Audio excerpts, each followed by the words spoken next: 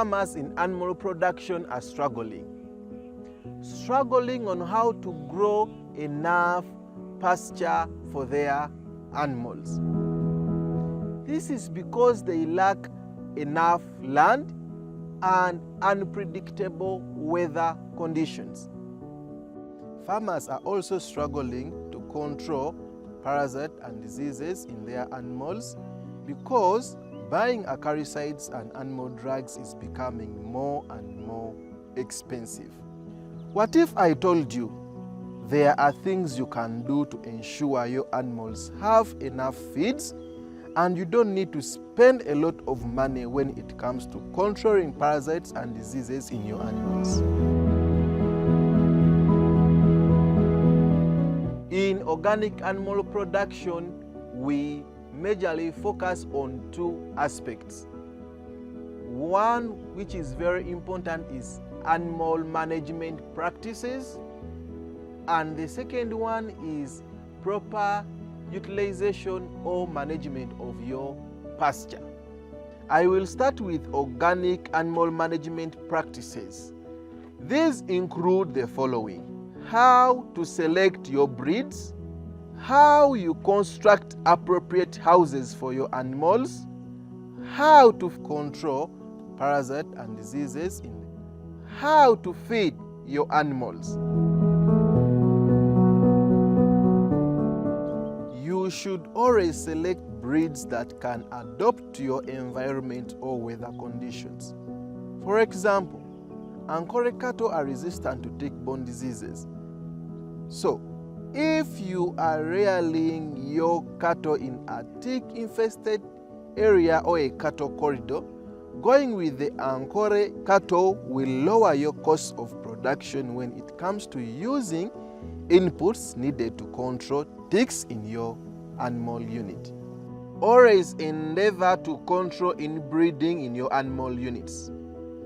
You must ensure your animals never breed with their offsprings or with their parents. This can help fight certain diseases as well as prevent inferior traits from being inherited throughout your animal unit.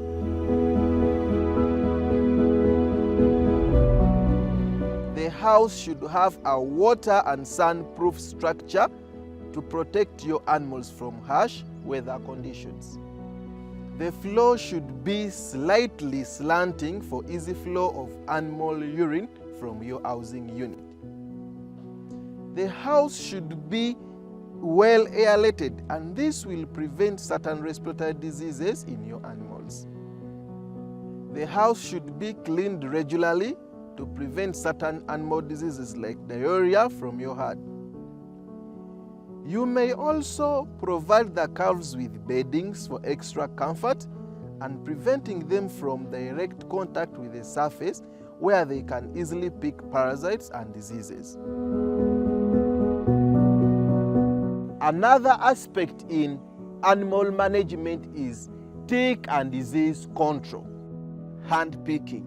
Hand picking will help you a lot. Remember, these ticks transmit a lot of tick-borne diseases. So it is very good for a farmer every morning to go into your herd and you see, are my animals free from ticks? Then you can pick one by one. And when you pick, you make sure you destroy. Because if you pick and you just throw it, it will still move and attack another animal. Another tick control is controlled grazing. What do I mean by this? How does this control ticks? Let me say your animals have grazed in block A for 2 days. Now, that means this area is a breeding area for ticks. Now, you taking your animals into another area, the life cycle of these ticks in block A will be altered. So that means if the ticks were at larva stage, you'll find out that they will die. By the time you come back to that infested area, it will be free from ticks now. So if you do controlled rotational grazing, it will help you fight the problems of ticks. Feed your animals on legumes, herbs, grasses, adequate water and supplements such as iodine or salt.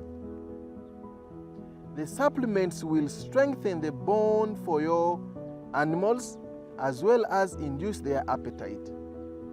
And that will automatically improve their productivity and yield potential.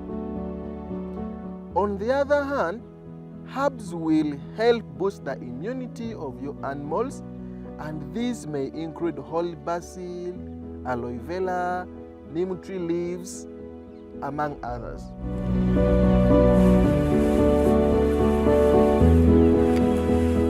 I'm now going to take you through how you can optimize on the usage of animal feeds. You can make hay when you have plenty of pastures at the peak of the seasons, which can be fed to animals during dry seasons. You can as well chop fresh pastures into small pieces to avoid overwastage of feeds and economize on the little pasture gardens you have. Giving some plant-based additives to induce appetite for your animals is also very important too. These practices will reduce on wastage of animal feeds, hence optimizing productivity from your herd. In organic animal rearing, animals are fed or grazed in a free-range system of controlled rotational grazing. This helps the animals to feed on a balanced diet and have adequate exercise. Animals having protected and clean water is crucial, as this will prevent a lot of waterborne diseases and internal parasites like the liver flukes. Intercropping of both legumes and grasses in the pasture fields is very important, as this will prevent diseases like bloat, which results from feeding on legumes only. When it comes to managing your pastures organically, it's recommended to keep the pastures at a height which is convenient to your animals during feeding. Weeding pasture is very important, as it reduces competition for nutrients and minimizes food poisoning, as poisonous weeds like thorn apples can affect the health of your animals. Planting trees in your pasture gardens is very important, as it provides shades to your animals, prevents wind erosion, and provides fuel to a farmer as well.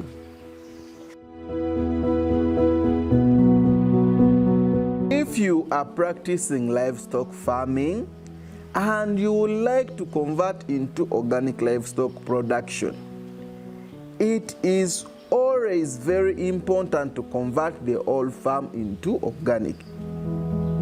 But if you are starting a livestock farm, it's recommended to source animals from an organic farm, and you should plant your pastures according to organic farming standards. By doing this, it will help you manage your animals organically, and you will have less disease attacking your herd, and you'll have healthy animals, and you'll have high productivity in your animal.